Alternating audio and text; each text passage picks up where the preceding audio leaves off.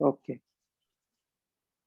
तो आज का टॉपिक है structure and modifications.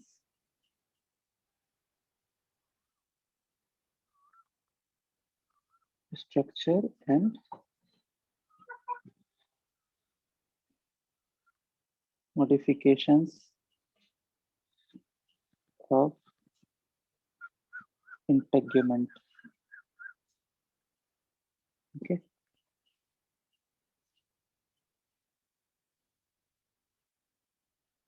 Last class में हमने देखा था फंक्शंस ऑफ इंटेगुमेंट। जब हम कंपैरेटिव एनाटॉमी पढ़ते हैं तो हमेशा कंपैरिजन किस में किया जाता है? जब भी हम कंपैरिजन करते हैं तो एक से ज्यादा एनिमल्स के बीच में करते हैं, खुद से खुद का कंपैरिजन नहीं किया जाता। तो इसमें हम कंपैरिजन करेंगे। सबसे पहले हम देखेंगे प्रोटोकॉर्डेट में कैसा स्किन पाया जाता है, फिर हम देखेंगे साइक्लोस्टोम का स्किन। ओके, साइक्लोस्टोम के बाद हम देखेंगे फिश का स्किन। फिश के बाद हम देखेंगे एम्फीबियन का स्किन।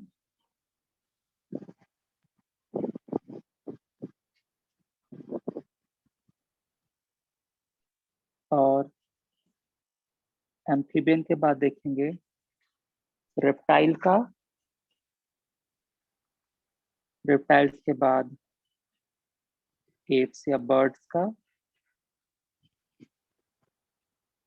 और एंड में देखेंगे मैमल्स का। ओके, तो इन सब के स्किन के बारे में हम पढ़ेंगे।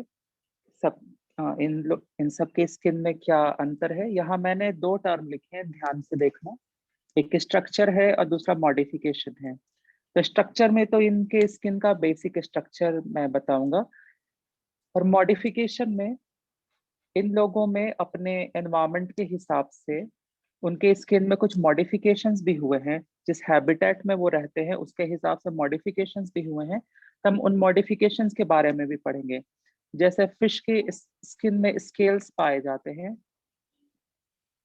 क्योंकि जो वाटर होता है, वाटर जनरली क्या होता है, हाइपोटोनिक होता है, और वहां पे ऑस्मोलाइसिस का खतरा होता है। ऑस्मोलर डैमेज हो सकता है स्किन को, इसलिए ये स्केल उनको स्मोलैरिटी रिलेटेड डैमेज से प्रोटेक्ट करता है। इसी तरह एम्फीबियंस के स्किन में पॉइजन ग्लैंड्स पाए जाते हैं। लास्ट क्लास में मैंने बताया होगा, तुम लोग को शायद याद होगा, मैंने बताया था तुम लोगों को डार्टर फ्रॉक के बारे में। डार्ट फ्रॉक के बारे में। ओके, इसके स्किन में क्या होता है, बट्रैकोटॉक्सिन होता है। बट्रैकोटॉक्सिन ये बहुत ही खतरनाक जहर होता है। इसको अमेजन के आदिवासी लोग इस टॉक्सिन का यूज करते थे दूसरे जानवरों का शिकार करने के लिए। ठीक है, रेप्टाइल्स रेप्टाइल्स के स्किन में भी मॉडिफिकेशन होते हैं, जैसे मैंने लास्ट क्लास में ही बताया था। कछुआ के का जो ऊपर का भाग, नीचे का भाग, ऊपर के भाग को क्या कहते हैं, डोर्सल, और नीचे का वेंट्रल, मैंने बताया था। तो ये ऊपर तुमने देखा होगा प्लेट जैसा शेल होता है, तो ये भी स्किन का ही मॉडिफिकेशन है। इसी तरह मगरमच्छ का स्किन तुमने देखा होगा, ऐसे कांटे कांटे जैसा होता है। ठीक है, ये भी स्किन का ही मॉडिफिकेशन है। रेप्टाइल्स में स्किन के कई मॉडिफिकेशंस है, स्केल्स हैं, स्क्यूट्स है। ठीक है, इस स्ट्रक्चर को स्क्यूट कहते हैं, जो मगरमच्छ में होता है, स्पाइनी। ठीक है, स्क्यूट्स। स्क्यूट्स। उसी तरह मैमल्स में भी स्किन के मॉडिफिकेशन होते हैं। जैसे पूरे एनिमल किंगडम में सिर्फ मैमल्स ही हैं जिसके बॉडी में हेयर पाया जाता है। अच्छा, हमारे बॉडी में हेयर है, गाय भैंस कुत्ता सबके बॉडी के ऊपर हेयर है। ओके, बर्ड्स में स्किन का मॉडिफिकेशन फेदर्स हो गया है, उनके पंख हैं, उनके स्किन का मॉडिफिकेशन। कुछ मैमल्स हैं जिनमें प्लेट्स पाया जाता है स्किन से अटैच, जैसे पेंगोलिन होता है। पेंगोलिन बहुत एंट ईटर होता है, ये चींटियों को खाता है। अच्छा, लंबी सी जीभ होती है पेंगोलिन की। ओके, और पेंगोलिन क्या करता है, चींटियों को खाता है। छिपकली जैसा दिखाई देता है पेंगुलिन, लेकिन बहुत बड़े आकार का होता है। और उसके स्किन पे ऐसे लकड़ी की तरह मार्किंग होते हैं। ओके, लंबी सी पूंछ होती है, उस पे वैसे लकड़ी की तरह मार्किंग होता है। ये लकड़ी जैसे एक्चुअली प्लेट्स होता है, प्लेट्स या इसको प्लास्ट्रॉन भी कहा जाता है। ये इनको प्रोटेक्ट करता है एनिमीज से। कोई भी एनिमी किसी पेंगोलिन पे अटैक करता है तो इसका स्किन इतना टफ होता है कि इसको खा नहीं पाता, और इस तरीके से पेंगोलिन बच जाता है। अभी हाल में न्यूज आया था कि जिस मार्केट में कोरोना वायरस इन्फेक्टेड मीट बेचा जा रहा था, वहां पे पेंगोलिन का भी फ्लेश बेचा जाता है। तो ये पेंगोलिन, ये चाइनीज मार्केट में इसका बहुत मांग है, और इस इनोसेंट जीव का लोग शिकार करके चाइना में बेच देते हैं दुगने दाम पे। तो ये पेंगोलिन, इसका अभी जो एग्जिस्टेंस है वो खतरे में भी है। तो ये हमने देखा कि हम किन किन ग्रुप में उसके स्किन का स्ट्रक्चर पढ़ेंगे। अब हम प्रोटोकोडेट से स्टार्ट करते हैं। मैं इसको रब कर रहा हूँ। ये मैंने ओवरव्यू दिया था कि हम किस में क्या पढ़ेंगे। ओके,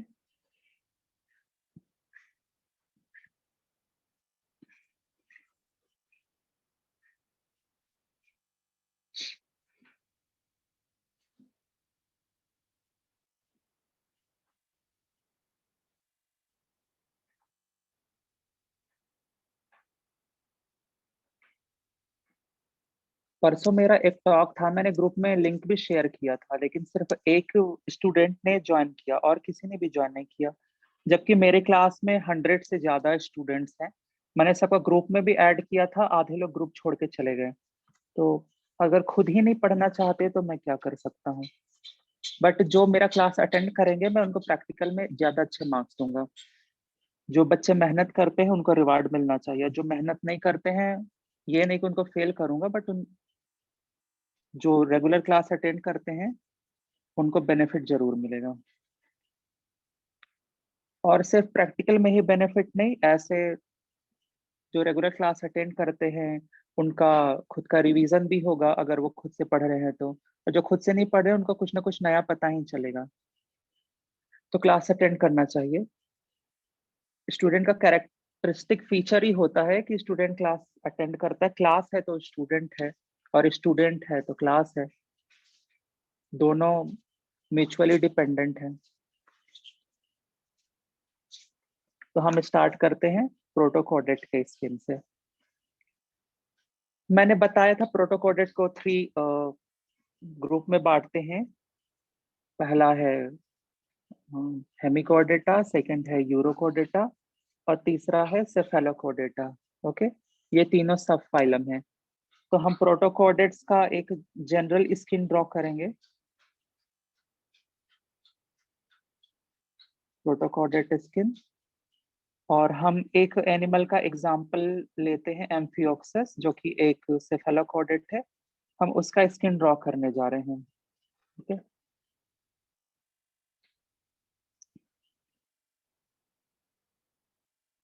एक चीज और याद रखना, तुम लोग भी एग्जाम में लिखने के लिए हमेशा ब्लू या ब्लैक ही यूज करना, लेकिन ड्रॉ करने के लिए तुम लोग कलर यूज कर सकते हो।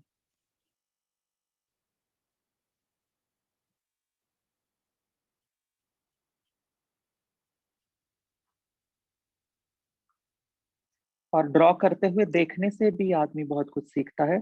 खास करके बायोलॉजी ऐसा सब्जेक्ट है जहां तुम किसी को ड्रॉ करते देखोगे तो उससे भी तुम लोगों को बहुत कुछ सीखने के लिए मिलेगा। हमारे एक टीचर थे, चंद्रा सर। उनका 2-3 साल पहले डेथ हो गया। वो जानबूझ करके क्लास में ही सारा ड्राइंग करते थे, चाहे वो कितना भी इंट्रिकेट हो। वो कोई पावर पॉइंट प्रेजेंटेशन बना के नहीं लाते थे,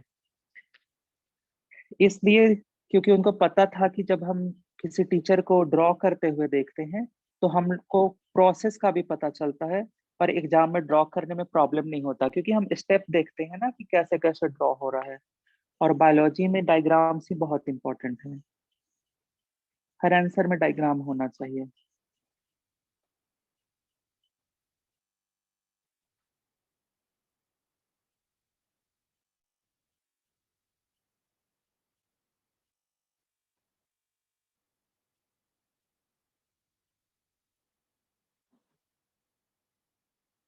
ये मैंने ड्रॉ किया है प्रोटोकोडेट का स्किन। अब इसको हम लेबल करते हैं।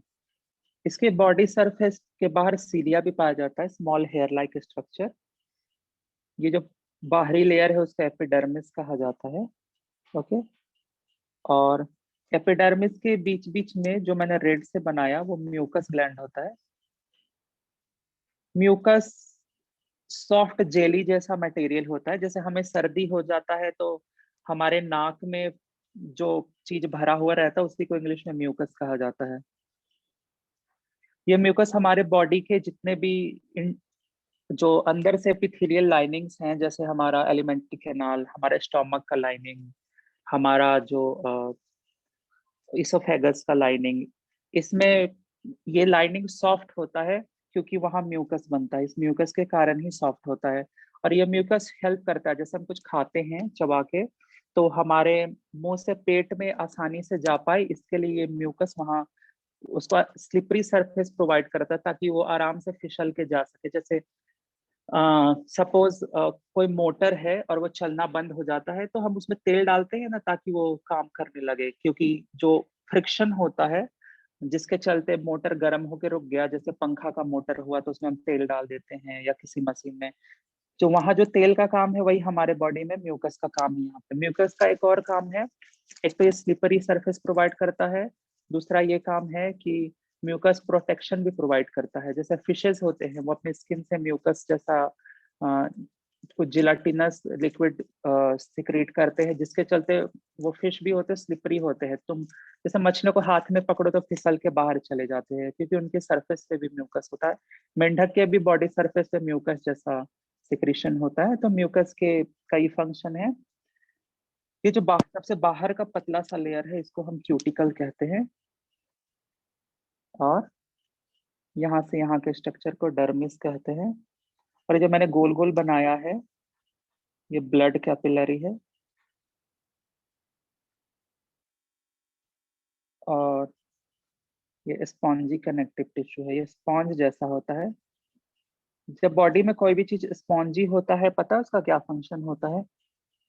किसी भी स्पॉन्जी स्ट्रक्चर का फंक्शन होता है एज अ शॉक एब्सॉर्बर। ये इंजरी से बचाता है। जब कुछ स्पॉन्जी होता है तो उसको अगर तुम जमीन पे गिराओ तो फिर वो शॉक को एब्जॉर्ब करता है। सपोज एक कांच का ग्लास है, उसको तुम एक तकिए के सेंटर में डाल दो। तकिया में रुआ भरा हुआ होता है, तकिया में ग्लास कांच का ग्लास डाल के, गिलास डाल के उस पे रुई भर दो और उसको छत से गिराओ तो कांच का ग्लास नहीं टूटेगा क्योंकि उसका जो शॉक है उस रुए के तकिए ने एब्जॉर्ब कर लिया। इससे क्या होगा, वो ग्लास टूटेगा नहीं। लेकिन अगर सिर्फ ग्लास को एक तल्ला दो तल्ला बिल्डिंग से नीचे फेंक दो तो वो ग्लास तुरंत टूट जाएगा। तो ये स्पॉन्जी कनेक्टिव टिश्यू है, ये ऐसे शॉक एब्जॉर्बर भी काम करता है। और जो नीचे का ये लेयर है इसको यहाँ एक मेम्ब्रेन प्रेजेंट होता है जिसको हम कहते हैं बेसमेंट मेम्ब्रेन। ये अधिकतर सेल के किसी भी कोशिका के नीचे का जो सरफेस होता है वहां प्रेजेंट होता है बेसमेंट मेम्ब्रेन। ओके। तो ये स्ट्रक्चर है, यहाँ फाइब्रस टिश्यू प्रेजेंट होता है। तो ये है एम्फियोक्सिस का स्किन। उसके स्किन में ये सारे पार्ट होते हैं। तुम ये डायग्राम बना के ये सारे पार्ट एक्सप्लेन कर देना कि इसमें ये पार्ट है। सिंपल सा स्किन होता है, बहुत कॉम्प्लिकेटेड नहीं होता है। लेकिन जब जैसे जैसे हम आगे बढ़ेंगे तो स्किन का स्ट्रक्चर कॉम्प्लिकेटेड होता जाएगा। तो हमने देख लिया है प्रो कॉर्डेट का स्किन। अब हम देखते हैं साइक्लोस्टोम का स्किन। होपफुली तुम लोगों ने इसका स्क्रीनशॉट ले लिया।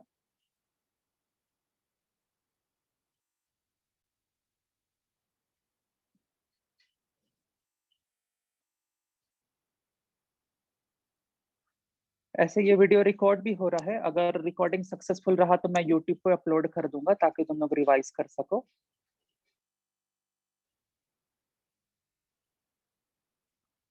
अब हम देखते हैं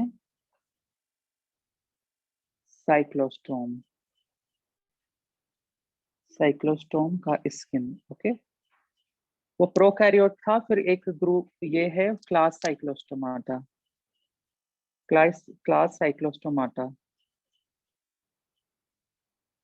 अच्छा।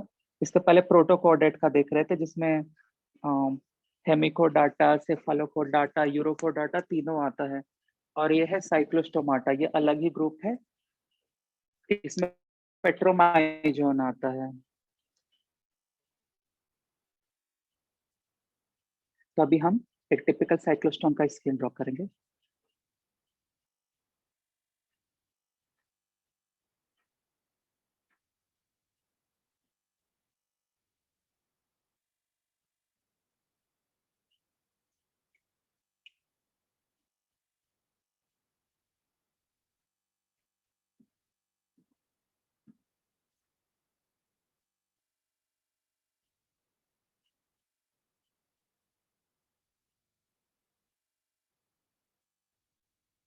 इसके भी स्किन के आउटर सरफेस पे सीलिया प्रेजेंट होता है।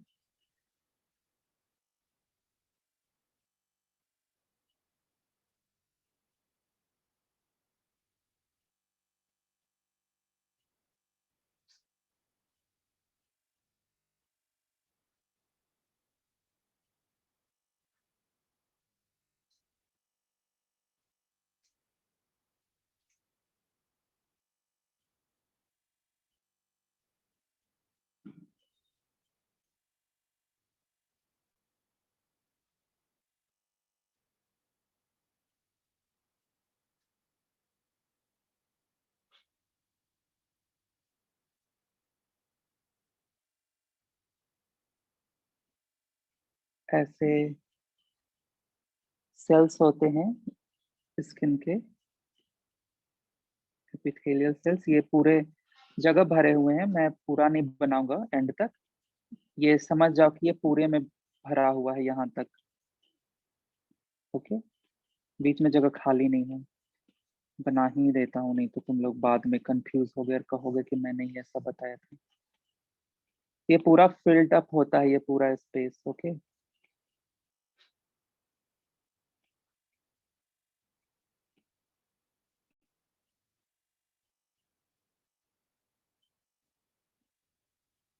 ये मैं ब्लड वेसल्स बना रहा हूँ जैसे पहले बनाया था। और इनका स्किन एक्चुअली पिगमेंटेड होता है, तो इसमें छोटे छोटे मेलानोफोर्स भी पाए जाते हैं। जैसे हमारे स्किन में मेलानोसाइट करके एक सेल पाया जाता है, जिसके चलते हमारा स्किन कलर अलग अलग होता है, क्योंकि मेलानोसाइट मेलानिन बनाते हैं और उसी मेलानिन के कारण स्किन का कलर होता है। ये मैंने लास्ट क्लास में बताया था। लास्ट क्लास में मैंने बहुत सारे फंक्शंस बताए थे, मैं उनको रिपीट नहीं करूंगा, लेकिन जब भी कोई ऐसा इंसिडेंस आएगा जहाँ पे उसको रिपीट करना है, जैसे मैंने अभी रिपीट किया, तो वो हम करेंगे। ओके, अब हम इसको लेबल करते हैं। ये जो बाहर का सरफेस है ये क्यूटिकल है और ये सीलिया है। ओके, फिर ये ग्रेन्युलर ग्लैंड सेल है, ये भी म्यूकस ही बनाता है। जैसे उसमें म्यूकस सेल्स था ना इसके पहले वाले में, ये भी म्यूकस ही बनाता है। म्यूकस सारे मैमल्स में बनता है, इवन कि कुछ नॉन मैमल्स एनिमल्स में भी बनता है, लेकिन मैमल्स में बनते हैं, फिर फिश में बनता है, रेप्टाइल्स भी म्यूकस बनाते हैं। मतलब म्यूकस एज अ लुब्रिकेंट काम करता है, वो एनिमल किंगडम में most of the multicellular animals में वो म्यूकस बनता है। म्यूकस का एक और फंक्शन है, क्योंकि जितना भी केमिकल रिएक्शन होता है वो वाटर में होता है, तो म्यूकस केमिकल रिएक्शन के लिए सरफेस भी प्रोवाइड करता है। यहाँ तक कि हम लोगों के फेफड़े में, लंग्स में भी म्यूकस प्रेजेंट होता है, जहाँ पे रेस्पिरेटरी एक्सचेंज होता है हमारे बॉडी में, ऑक्सीजन और कार्बन डाइऑक्साइड का एक्सचेंज होता है, वहाँ के सेल्स में भी म्यूकस प्रेजेंट होता है। ये ग्रेन्युलर ग्लैंड सेल्स हैं और म्यूकस ग्लैंड है। ये नॉर्मल म्यूकस प्रोड्यूस करता है, नॉर्मल म्यूकस। और ग्रैंडिकुलर ग्लैंड सेल है, ये स्लाइमी म्यूकस प्रोड्यूस करता है। ओके, इसमें कुछ केमिकल भी मिक्स्ड होते हैं। ओके, और यहाँ पे ये जो सेल्स हैं इनको क्लब शेप्ड सेल्स कहा जाता है, क्लब्ड शेप्ड सेल्स। क्लब का मतलब गदा जैसा स्ट्रक्चर होता है। ऐसा गदा होता है ना, हनुमान जी का गदा तुम लोगों ने देखा हो ऐसे, या फिर ऐसे भी देखा होगा, आज का जो दंड होता है। तो इस तरह का जो स्ट्रक्चर होता है ना, तो क्लब शेप कहा जाता है, क्लब। यहाँ तक कि ताश के पत्ते पे भी ये वाला स्ट्रक्चर होता है ना, इसको क्लब कहा जाता है। तो ये क्लब शेप्ड है, ये वाला। ओके, तो ये क्लब शेप्ड सेल्स हैं। ये हो गया मेलानोफोर्स, जिसके कारण इनका स्किन कलरफुल होता है। और जो नीचे होता है कोलाजिनस टिश्यू भी प्रेजेंट होता है, कोलाजिनस टिश्यू। और ऑब्वियसली ये जो मैंने रेड रेड बनाया है, ये ब्लड कैपिलरीज है, ब्लड कैपिलरीज।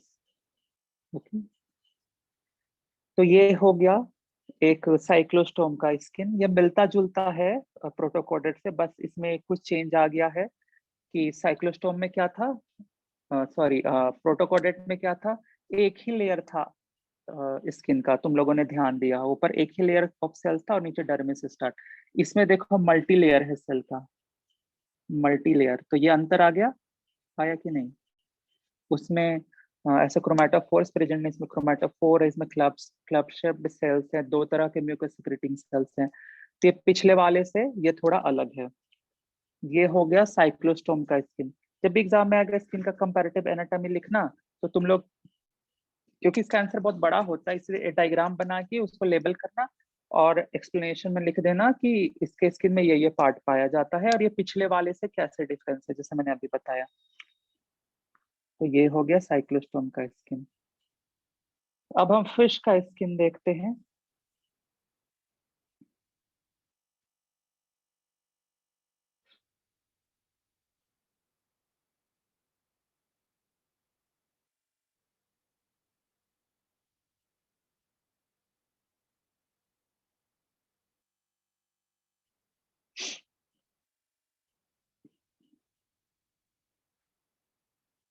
फिश के स्किन में स्केल्स पाए जाते हैं। तो ये जो उभार है ये इसलिए है क्योंकि यहाँ स्केल का डेवलपमेंट हो रहा है, इसलिए मैंने ये उभार दिखाया, ताकि तुम लोगों को स्केल भी इसी के अंदर दिखा सकें।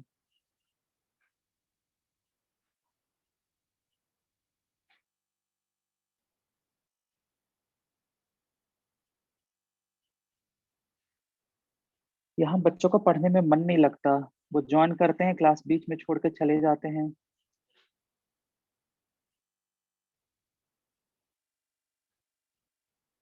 एक्चुअली उन लोगों ने फॉर ग्रांटेड ले लिया ना, उन्हें पता है कि वो पास हो ही जाएंगे।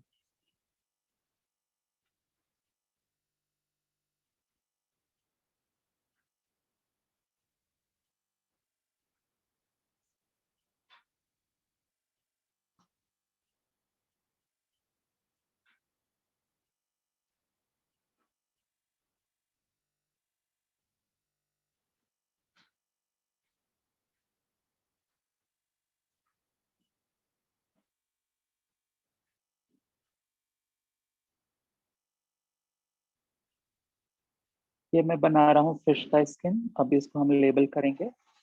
यहाँ भी देखो मैं ऐसे सर्कुलर गोल गोल बना रहा हूँ, ये भी ब्लड वेसल्स ही हैं। बाहर एक लेयर भी होता है पतला सा, जैसे क्यूटिकल था इसके पहले वाले दोनों में। फिर सेल्स भी होते हैं, इसमें भी म्यूकस सेल्स होते हैं। मैंने बताया था फिश को पकड़ते हो तो हाथ से फिसल क्यों जाता है, क्योंकि उसमें भी म्यूकस प्रेजेंट होता है। ओके, तो इसमें भी पूरे सेल्स भरे हुए रहते हैं, ऊपर से नीचे तक। मैं सारे सेल्स नहीं बनाऊंगा, पिछली बार समझा चुका हूँ।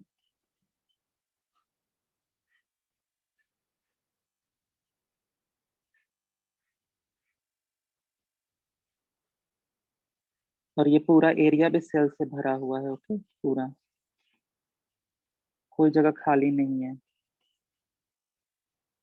यहाँ से लेके यहाँ तक सारे में सेल्स भरा हुआ है। ओके, अब इसको लेबल करते हैं। ये देखो, ये स्केल का फॉर्मेशन हो रहा है, और स्केल का जो स्ट्रक्चर होता है वो हमारे दांत से मिलता जुलता है। ओके, जैसे हमारे दांत में इनामल पाया जाता है ना, इसमें भी इनामल पाया जाता है। और जैसे हमारे दांत में डेंटाइन पाया जाता है, इसमें भी डेंटाइन पाया जाता है। देखो इसका भी एपिडर्मिस मल्टी लेयर्ड है। कितने सारे लेयर हो गए, 1 2 3 4 5 6। मल्टीपल लेयर ऑफ एपिडर्मिस होता है। ओके, अब हमेशा मल्टी लेयर्ड ही रहेगा, सिर्फ प्रोटोकॉर्डेट्स में सिंगल लेयर्ड था। ये हो गया, और यहाँ से यहाँ तक के स्ट्रक्चर को कहते हैं डर्मिस।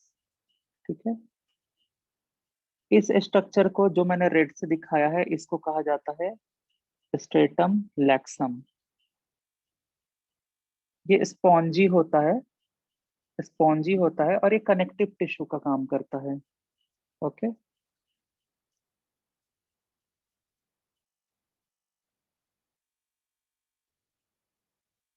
और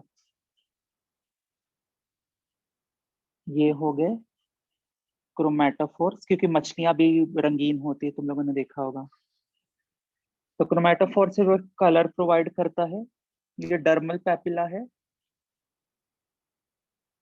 ये जो स्केल का डेवलपमेंट हो रहा है, इस स्केल को ब्लड सप्लाई प्रोवाइड करता है डर्मल पैपिला, क्योंकि स्केल के डेवलपमेंट के लिए इसको एनर्जी चाहिए, फिर मिनरल्स चाहिए, ये कहाँ से आएंगे? ब्लड से आएंगे। तो इसके नीचे डर्मल पैपिला प्रेजेंट होता है, जहां से इसको न्यूट्रिशन, इस डर्मल पैपिला में ब्लड प्रेजेंट होता है। ये पूरा समझ लो it is like a ball of connective tissue, और इसमें से ब्लड के थ्रू इन लोग इसको न्यूट्रिशन मिनरल्स, क्योंकि स्केल के फॉर्मेशन में कैल्शियम फॉस्फेट ये सारे मिनरल्स लगते हैं, कि कहीं कहीं सिलिका भी यूज करते हैं। जैसे स्पॉन्जेस में ब्लड नहीं पाया जाता, बट उसमें जो स्केल्स होते हैं उसमें सिलिका डिपोजिशन भी होता है। तो क्योंकि ये मल्टी सेल्यूलर एनिमल है और ब्लड कैरिंग एनिमल है, तो इनमें ब्लड के थ्रू ये सारे मिनरल्स आते हैं। तो स्केल के प्रोडक्शन के लिए ये सारे कंपोनेंट ब्लड से मिलता है, इसलिए यहाँ डर्मल पैपिला प्रेजेंट है। यहाँ भी म्यूकस ग्लैंड है। ये जो सबसे नीचे का लेयर है इसको कहते हैं स्ट्रेटम बेसेल।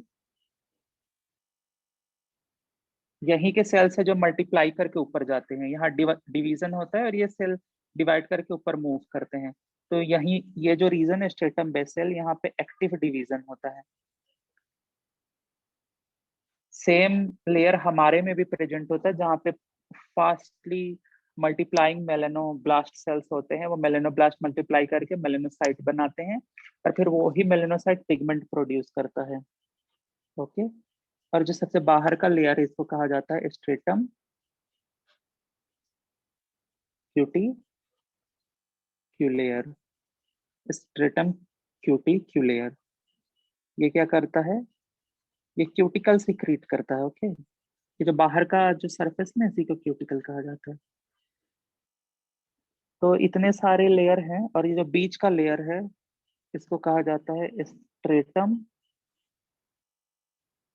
स्पाइनोजम। ओके, और ये पूरा कंप्लीटली एपिडर्मिस होता है। ओके, तो ये है फिश के स्किन का स्ट्रक्चर। फिश में हम लोगों को स्केल्स भी पढ़ने हैं, तो मैं नेक्स्ट क्लास में पूरी क्लास में सिर्फ स्केल्स ही पढ़ाऊंगा, क्योंकि स्केल्स कई तरह के होते हैं। जैसे प्लेकॉइड स्केल्स होता है, और कॉस्मोइड स्केल्स होते हैं, गैनोइड स्केल्स होते हैं, साइक्लोइड स्केल्स होते हैं, टिनोइड स्केल्स होते हैं। ठीक है, बहुत तरह के स्केल्स होते हैं, और ये स्केल्स बहुत इंपॉर्टेंट रोल प्ले करते हैं फिश के आइडेंटिफिकेशन में। स्केल्स का पैटर्न, स्केल्स का टाइप, फिर अ, ये सभी बहुत ही इंपॉर्टेंट एस्पेक्ट्स है फिश के टैक्सोनॉमी के। तो हम नेक्स्ट क्लास में स्केल्स के बारे में पढ़ेंगे। आज हम इंटेग्यूमेंट को यहीं स्टॉप करते हैं। मैंने बोला था कि मैं 2:35 तक क्लास लूंगा, और 5 मिनट्स हम लोग डिस्कशन के लिए रखेंगे। अगर इससे कोई क्वेश्चन है तो तुम लोग क्वेश्चन कर सकते हो। अगर कुछ भी पूछना है, कोई भी क्वेश्चन है दिमाग में, you are most welcome. Otherwise 5 minute मैं खुद ही कुछ कुछ डिस्कस करता रहूंगा, और उसके बाद ही क्लास एंड करूंगा। कोई भी क्वेश्चन हो तुम लोग बिना हिचकिचाहट पूछ सकते हो, एग्जाम से रिलेटेड या फिर question answer writing, career, books, कुछ भी।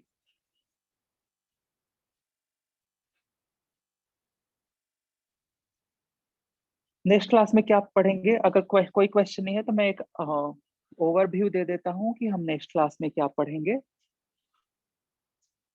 नेक्स्ट क्लास में हम पढ़ेंगे स्केल्स इन फिशेस, स्केल्स इन फिशेस, ठीक है।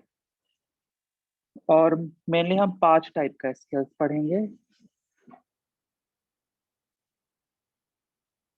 प्लेकॉइड, कॉस्मॉइड, गैनोइड, साइक्लॉइड और टिनॉइड। और हम एग्जाम्पल भी देखेंगे कि किस तरह का स्केल किसमें पाया जाता है। जो टिपिकल टिथ लाइक स्ट्रक्चर होता है वो प्लेकॉइड का होता है, इस तरह का दिखाई देता प्लेकॉइड स्केल्स। कॉस्मॉइड स्केल्स ऐसे प्लेट्स जैसे होते हैं और उसके बीच बीच में खाली जगह भी होता है, ठीक है, ऐसे होलो स्ट्रक्चर भी होता है, ठीक है, ऐसे छेद छेद जैसा दिखाई देता है, जैसे खाली जगह हो, इसको लैकुनी कहा जाता है। गैनोइड स्केल्स कॉस्मोइड से मिलता जुलता है, लेकिन उसमें एक हार्ड सब्सटेंस प्रेजेंट होता है जिसको हम गैनोइन कहते हैं। गैनोइन करके एक केमिकल होता है, टफ केमिकल, वो डिपॉजिटेड रहता है। इस तरह का स्ट्रक्चर दोनों का लगभग सेम है। फिर हम पढ़ेंगे टिनॉइड स्केल्स के, साइक्लोइड स्केल्स और ctenoid scales. Cycloid scale simple होता है, जो तुम लोग घर में मछली खाते, रोहू फिर कातला, उसमें प्रेजेंट होता है, ऐसे दिखाई देता है, उसमें लाइन लाइन होता है, ये साइक्लोइड है। और टिनॉइड भी साइक्लोइड जैसा ही होता है, बस इसमें एक अंतर है कि इसमें टिथ प्रेजेंट होते हैं इसके एपिकल रीजन में, ओके, टिथ, दांत जैसे स्ट्रक्चर, जिसके चलते इस मछली को तुम छुओगे ना तो वो बाहर से खुरदरा लगेगा। और किसी किसी में ये टिथ शार्प भी होते हैं, इससे मछली को तुम पकड़ोगे तो तुम्हारे हाथ में चुभ भी सकता है। तो प्लेकॉइड, कॉस्मॉइड, गैनोइड, साइक्लोइड, टेनॉइड, ये 5 तरह के स्केल्स हैं। नेक्स्ट क्लास में इसका डिटेल्ड स्ट्रक्चर के साथ इसका एग्जांपल्स पढ़ेंगे, और फिर ये भी देखेंगे कि इन अलग अलग तरह के स्केल्स का क्या फंक्शन होता होगा, ओके। फिश का टिथ होता है कि नहीं होता है, अगर होता है, फिश में टिथ प्रेजेंट होता है, तो आखिर वो टिथ कैसा होता है, ये सब हम नेक्स्ट क्लास में पढ़ेंगे। और उसके बाद हम एम्फीबियन से स्टार्ट करेंगे। तो फिर एम्फीबियन, रिप्टाइल, ये दो एक क्लास लगेगा, और एक क्लास लगेगा मैमल्स, और एक क्लास में पूरा तुम लोगों को ये स्केल्स के बारे में पढ़ाऊंगा। ये स्केल्स के बारे में होपफुली मैं तुम लोगों को कल ही पढ़ाऊंगा। तो ये क्लास यहीं एंड करते हैं। Thank you. Thank you sir.